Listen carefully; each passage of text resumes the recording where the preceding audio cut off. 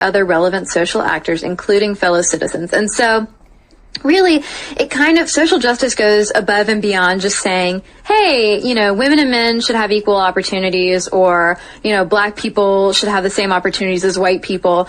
It's deeper than that and bigger than that, in that you should have every opportunity to live the same kind of life with the same kind of liberty and other basic human rights, not just American civil rights, as everyone else. Yeah, and it's really investigating systems and institutions and how those kinds of systems that are in place can often breed inequality in myriad ways.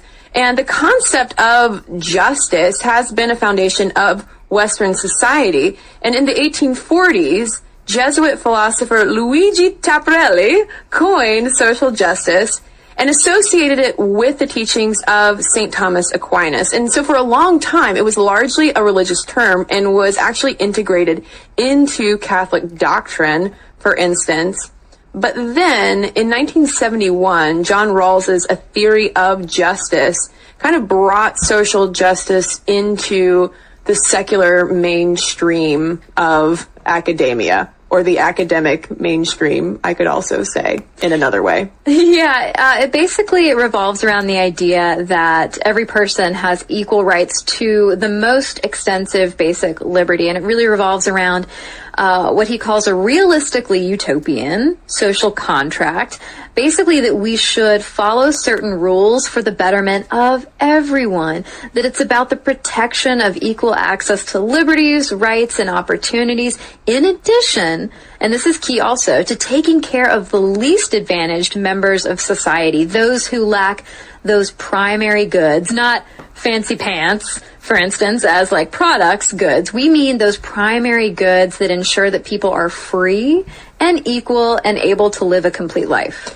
And the internet and social media more specifically have been incredibly powerful tools for the advancement of social justice today. Now, critics would say that, all your hashtags and Tumblr reblogs amount to nothing in the day-to-day.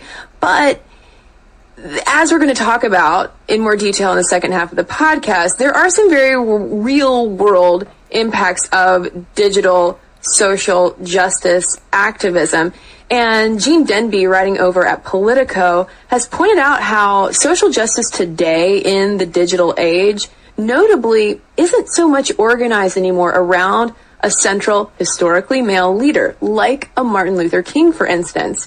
And Denby writes, quote, "The younger activists are instead inclined to what Jackson called the Fannie Lou Hamer Ella Baker model, an approach that embraces grassroots and in which agency is widely diffused." So we're sort of owning this on a more individual level. Right. And of course, Fannie Lou Hamer and Ella Baker were very famous civil rights activists. And Ella Baker very famously kind of threw up her hands with the whole cult of personality around Martin Luther King and said, listen, this is not what I signed up for. This is not what this movement should be.